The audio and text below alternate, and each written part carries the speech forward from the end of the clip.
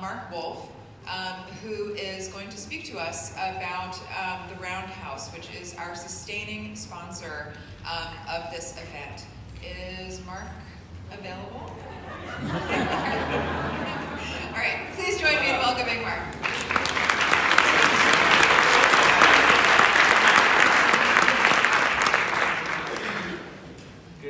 Good afternoon. I hope lunch was enjoyable.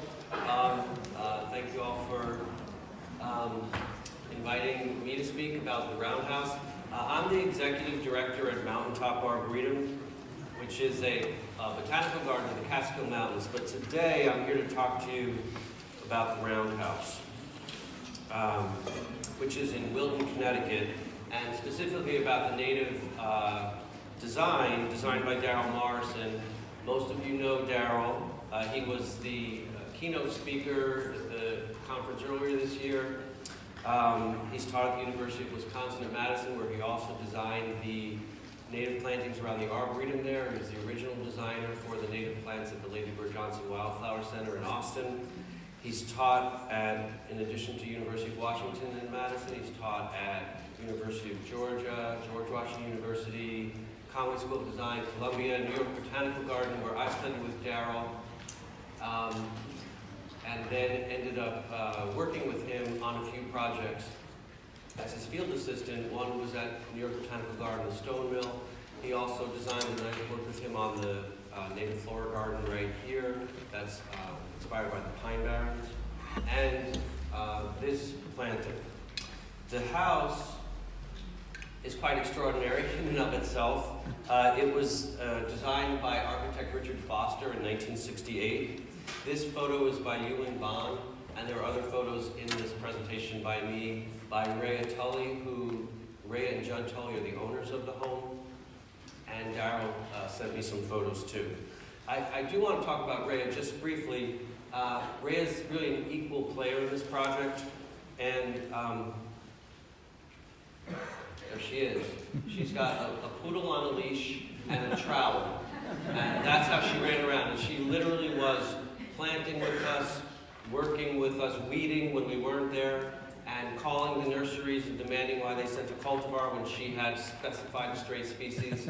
So that this is really a great example, not only of this area is still lawn, but it was all lawn when we started.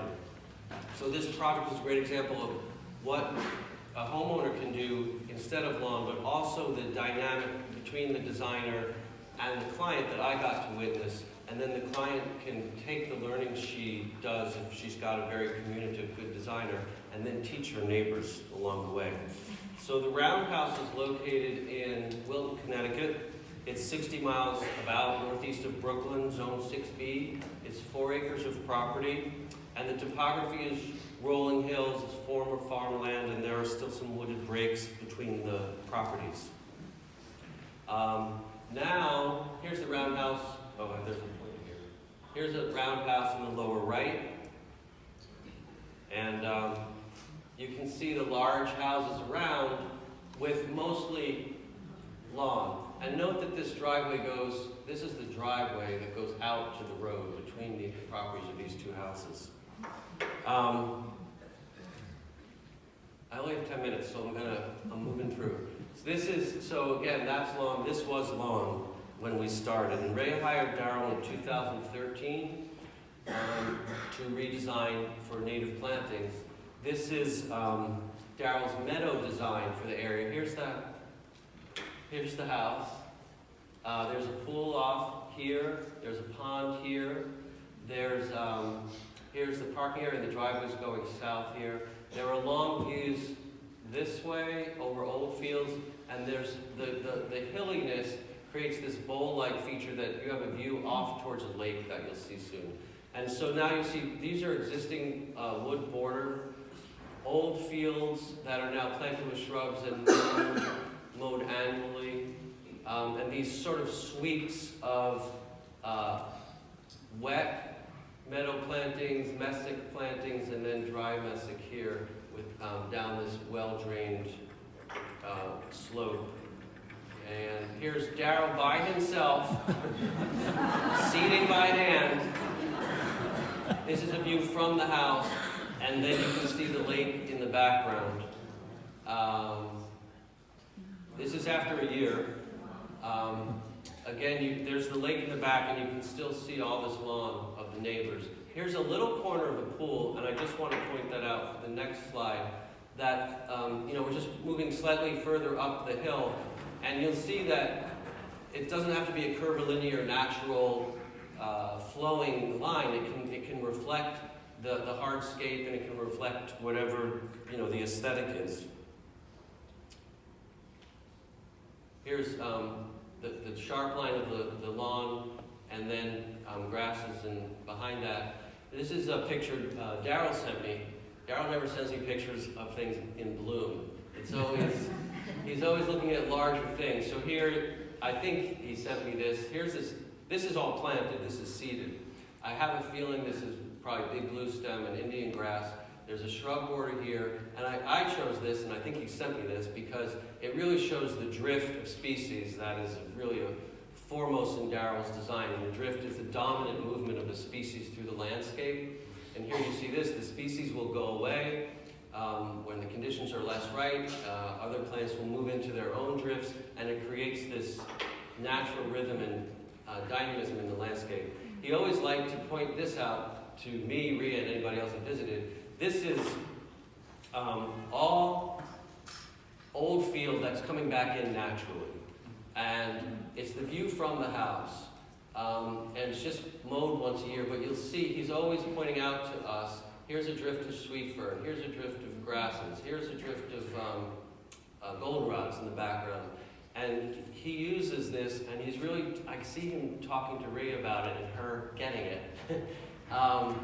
He uses this then as an inspiration for the rest of the design. I just want to go back to this, and you see that there is still quite a bit of lawn, and the paths are lawn, and then it really is translated into this meeting of paths and how they move around.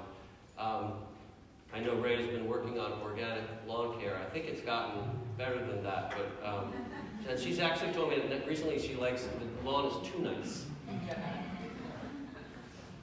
I chose this. This is the driveway again. We're widening it slightly. That's the dirt on the left side. You'll see the lawn on both sides. We just planted with plugs, and then this is probably the next year. Could be 2 years later. Pond was certainly surrounded by grass on the near side. On the far side, I think it was grass, but it could have been some little bit of old field. And then this is the pond, maybe 2 years later. Of course, we brought in some nyssa and some of the taller shrubs, and there's other shrubs in there. I like to talk about this just because it really illustrates 4 goals that I know Darrel did communicate to Rhea. And again, this is something that if you get a passionate client, she's then going to talk to her neighbors. And I think these goals are clear and succinct, and somebody can grasp them. The first is ecologically sound. Basically, it just means right plant, right place. There's less input of materials into the planting, less input of energy, whether it's fertilizer, watering. And you'll see that right plant, right place has to do with also the zone that it's in. Next is experiential richness, that there's a diversity of plants, which leads to a diversity of color and diversity of movement and diversity of wildlife. And if you know this is one of the designer's goals, as a client, you can start to look for that. Third is of the place. We all know that. It reflects the place through the plant material. It could reflect the place through the hardscape material, and that we know where we feel where we are, as opposed to it could be at any garden anywhere in the world. And the fourth is planting is dynamic, so that which is change. It's designed to change not only through the seasons as different plants come into bloom, but it's certainly with Darrel's, it's designed to change over time, so that as plants mature or as some plants die out, other plants will take over, and it will be a constant movement. It's not a garden in stasis. So the dynamics of the previous slide, the dynamics of the meadow slide, leads to a diversity of wildlife, and these are all photos that Rhea took, and she's got a lot more, that you create the passion in your client.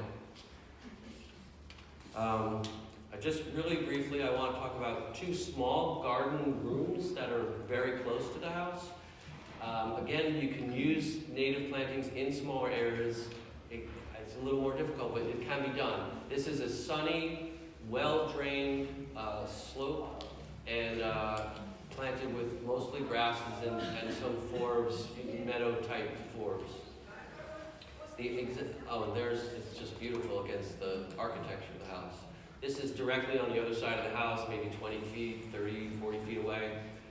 Much shadier, not as well drained. We planted aspen and sumac back here, and then Darrel's. Now you can see him. It's a woodland planting. You know, these are more shade-loving, ground cover type plants. And Darrel, you see him putting down flags for another species that will be a drift. And again, diversity. I like this one because the cardinal flower is almost like flags that are put out, and you can see the drift that's being created here.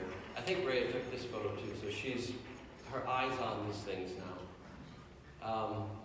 Like I said, I'm the director at Mountain Top Arboretum. We are a 178-acre public garden in the Catskill Mountains. We have the oldest recorded bog in the Catskills here. We're actually taking a course, so we're doing scientific research in the bogs. We have wetlands. We're open all year round. This is a snowstorm with the aspens still with fall color. We also have garden design, garden elements. This spiral labyrinth was designed by Bob Hyland and Dean Riddle. And we have a brand new education center, timber frame structure built from 20 native tree species that are native to the mountaintop region, and the trees are from our forest. It's quite an extraordinary building. And the house spins. Thank you very much.